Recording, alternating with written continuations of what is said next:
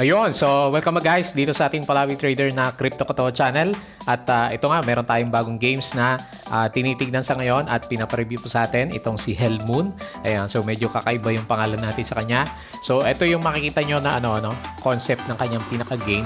Isang new MOBA, multi-online battle arena NFT play to earn games na po siya. So anyway, pasadahan po natin kung ano meron dito sa kanyang website at tignan natin kung ano yung makikita natin sa kanya, pati yung mga characters na andito po. Pag-aralan po natin kung ano meron dito kay Hell Moon naman. Okay?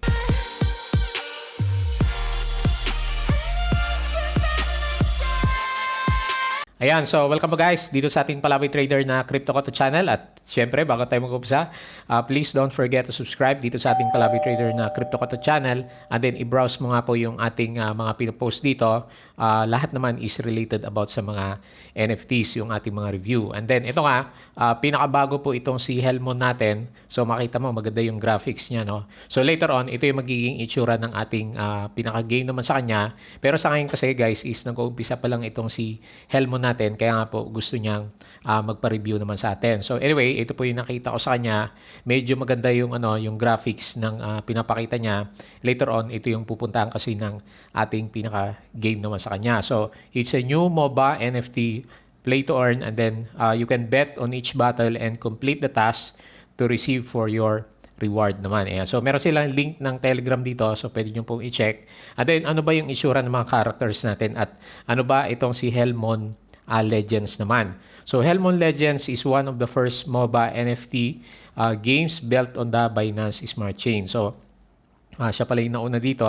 And then the bet in every battle. So may kasama kasing betting to na konti. So get NFT characters to play or trade in the marketplace and complete the task to receive your reward. So meron kang player versus player sa kanya. So each character NFT is unique. Meron siyang 16 unique characters.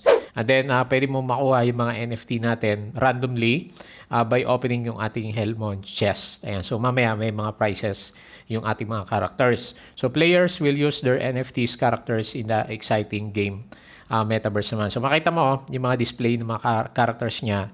Yan po later yung mga gagamitin dito sa ating pinaka-games naman. So pwede kang mag-explore rivers, forest ng ating Hellmon Legends, and then hide in the bushes to surprise your enemies and win the battle to be rewarded. So kaya nga kasi yung pinaka-background niya is nasa forest naman itong si Hellmon natin. Okay, so paano tayo magkakaroon ng mga rewards sa kanya? So sabi niya, you can earn rewards, buy and sell NFT, complete mo yung daily and weekly tasks. So meron po siyang mga tasks na involved, and bet on every battle to win. So pag makakaroon kasi ng player versus player, meron siyang battle, meron siyang at stake. So yun po yung titingnan natin. Kasi dalawa yung token naman na ginagamit dito, si Hellmon natin at saka si Devilmon na token. So meron din siyang battle 5 versus 5. So frenetic battles to get your rewards. Never before has been so awesome to play in MOBA. And then aside from ating mga rewards task sa kanya, battle player versus player, and then meron din siyang staking guys. So DBM, yung ating Devilmon na isang token, yan po yung pinaka-in-game token, and then yung governing token niya po is itong si H-Moon or Hell Moon naman. So pwede kang mag-stake, meron siyang farm dito So may farm mode din po na pwede mong gawin sa kanya. Mamaya tignan po natin yung kanyang pinaka-website naman. So ito yung mga mechanics ng kanyang play to earn. So magbe-bet ka ng $5 na worth ng Devilmon or yung ating DBM on each battle to get $2.5 Devilmon for winning. And then you can also get $15 worth ng DBM daily by winning 5 battles naman sa kanya. So ito yung pinakauna, yung battle mode niya.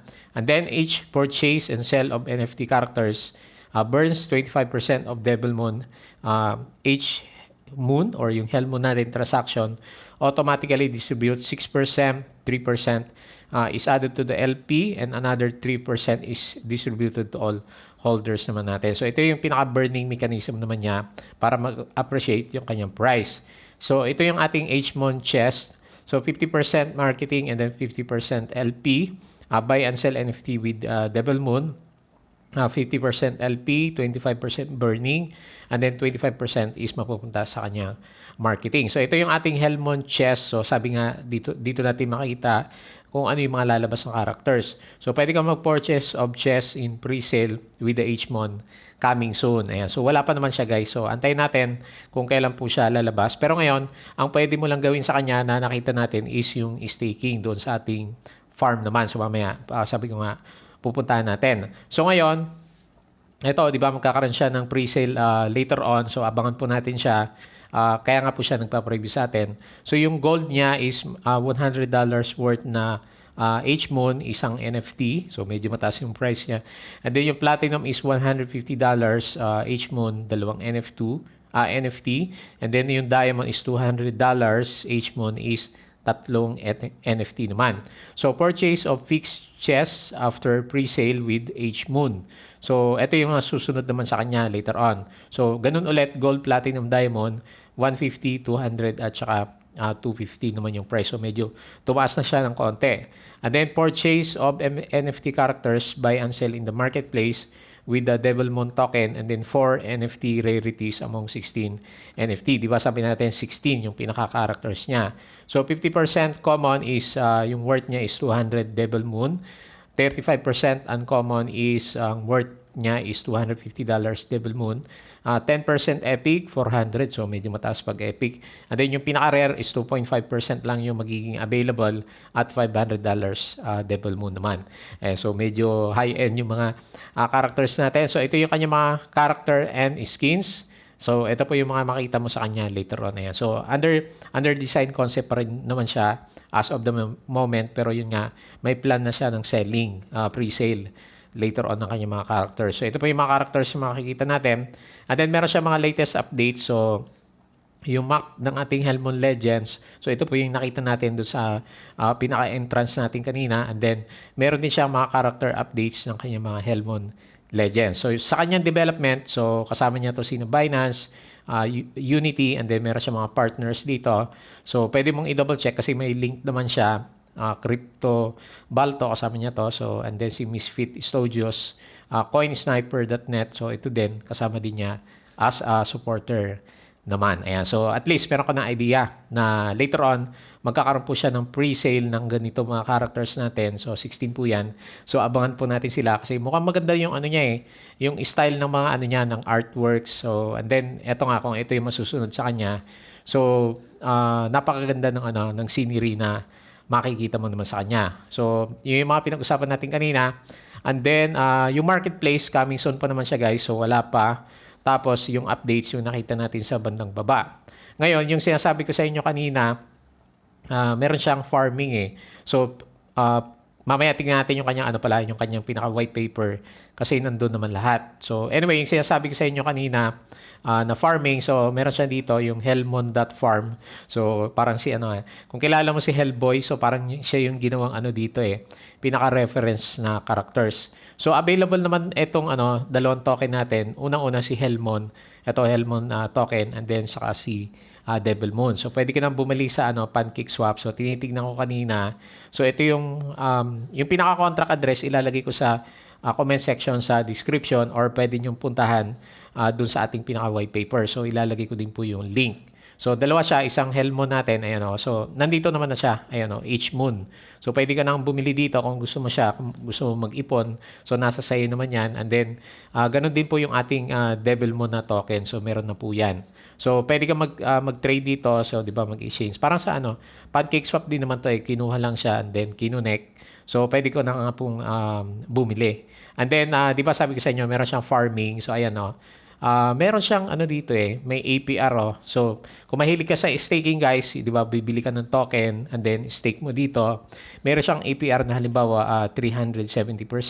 So, parang meron siyang calculator dito para malaman mo kung gaano katagal yung ROI na pwede mo namang makuha sa kanya. Ayan. So, pwede nyong i-experiment to kung ilan yung ilalagay mo sa kanya. Ayan o. Halimbawa, meron kang 100 USDT. 1 year, hawakan mo siya. Compounding siya ng daily is 3,000 USD naman. Pero 1 year yan. Halimbawa, 30 days. Ayan. So, ito yung ROI at current rates is 35.5%. 41. So, pwede siyang kumita ng around 35% yung in-stake mo na 100 for 1 month. So, parang malaki to ah. So, 35 is halos 1.5 na, di ba? Yung 5,000 na capital mo. Ito yung sinasabi naman niya. Based dito sa existing na APR natin. So, merong 370, 180. Hanap tayo. Pwede ka maghanap ng ano dito guys. Oh, yung medyo malaki pa. So, ADA, meron din siya. Medyo mataas din. So, nakadepende sa APR natin. Halimbawa, 100. So, for 1 year yan. For, halimbawa, 1 month lang. So, meron din siyang $33 na kikitain, which is very good na, di ba? Kung 1,000 siya, $300 yung kikitain niya. Siyempre, guys, bago ka maglagay ng pera dito, testingin mo muna kasi siyempre, mga bagong games to. Hindi naman natin masabi kung ano yung pwedeng mangyari sa kanya. Pero anyway, nakikita ko maganda yung staking option niya or yung ating tinatawag na farming naman. So, may mga pools din siya dito. So, pwede kang magkaroon ng pooling sa kanya. Yung games, ginagawa pa nga po siya. So, wala pa tayong makikita. Coming soon pa lang yung mga games naman natin. So, yan lang muna yung pwede natin gawin sa kanya. Based dito sa mga play to earn features, staking pa lang siya. So, yung ating mga battle mode at saka yung mga daily tasks, coming soon pa siya. Pero pwede ka na mag-start na mag-collect ng mga characters naman natin. Okay? So, ano pa ba yung hindi natin na-discuss? So, dalawa nga po yung token niya. So, hellmoon.org naman to. Andito yung mga description ng token. So, Hellmoon at saka Devil Moon. So, Hellmoon yung parang PBU and then Devil Moon yung parang light energy, yung ating in-game na token naman sa kanya. So, meron siyang project dito. So, kaya nga ginawa niya to. So, meron din siyang roadmap nakalagay dyan. Ito yung nakita natin, di ba?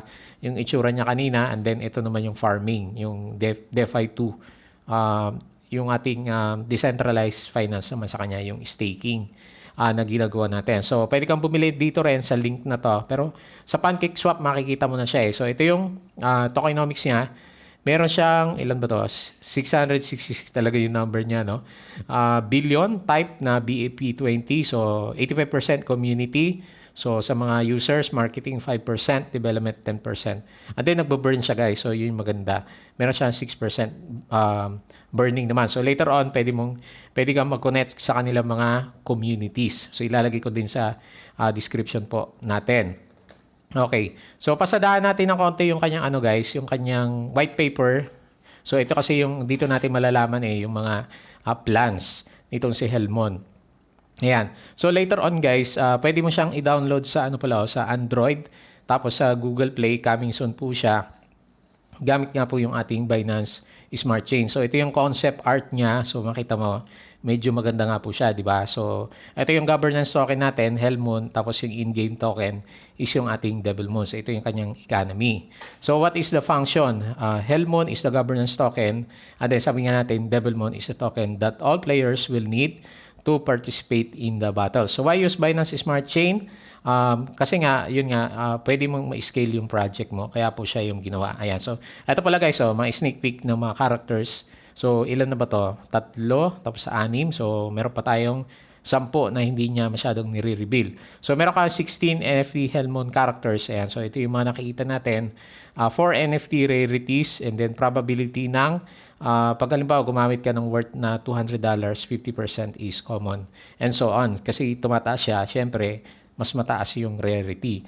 You can buy and sell NFT in the marketplace. The chests are limited and every time we release, with new characters, the oldest chests will go up in value due to the limited. Ayan, so, kinokontrol po nila. So, ito yung mga map po ng locations natin. So, wala pa tayong masyadong idea kung ano yung mag-i-insure niya, pero alam natin yung pinaka-background ng ating pinaka-game naman. So, economy of battles, player versus player at launching. Meron siyang 2 teams, 5 versus 5. So, game duration is 10 minutes. Liquidate the enemy team by knocking down all their towers and nexus to win. So, yung mga pala nila, mga accessories, so yung mga environment niya. And then, in each battle, you must bet. Ayan, may betting siya. $5 worth of DBM and total of 10 players is $50. So, itong winning na to, paghahati-hatian po ng kada team na or individual na nandun sa ating team. So, how will the Devil Moon be distributed? So, yung winning team, 12.50 ng dollars niya is prize winning and then $25 are returned to the winning players. And then task mo, 12 0.5 DBM is added to distribute to future players for completing tasks, and then yung natalo is wala po siyang makukuha na Devil Moon natin. So PBE in the future, economy is still to be developed, so ongoing pa rin siya. Pero later on, magkakaroon nga po siya ng chess pre-sale. So wala pa siyang sinabing dates. Wait na lang po natin. So pwede mo naman i-google tong website natin sa kanya. And then phase 2, finish pre-sale na pala siya. Medyo tapos na pala yung ibang pre-sale niya. 3 types of chess and 1,500. So meron nga po siya finish first pre-sale. So, starting the launching of the second pre-sale. So, pero sabi niya dito, tapos na rin siya. So, redistribution, chess with Helmon 50% marketing, and then 50% ng ating LP. So, distribution na yan after makapagbenta. So, kung gusto mo makita yung contract address, so, nandito po siya. So, nasa white paper naman niya, guys. So, makikita mo yan. So, ito yung dalawa natin. Or, di ba yun sa Helmon Farm, pwede ka nang bumili. So, depende na lang sa'yo kung anong gusto mo or kung gusto mong laruin yung ating games naman. So, meron siya mga links ng kanya mga social media naman. Okay? So, hopefully, napasadaan natin lahat yung with regards dito kay Helmon. So, abangan po natin siya. So, ngayon, ito palang magagawa natin, guys, yung ating farming. Kasi wala nga pa po yung ibang games natin. So, meron na rin siyang charts dito. Nandito sa Pukoy natin si Devil Moon. So, si H-Mon, tinignan ko, meron na rin po siya. So, nakita ko na rin, halimbawa ito yung contract address ni Helmon natin. So, okay naman siya Meron naman siyang contract na maganda-ganda. Tapos, nakalock naman yung yung mga dev wallets natin sa kanya. Okay po. So, yun po yung ating review dito kay Helmon. So, i-check mo po siya.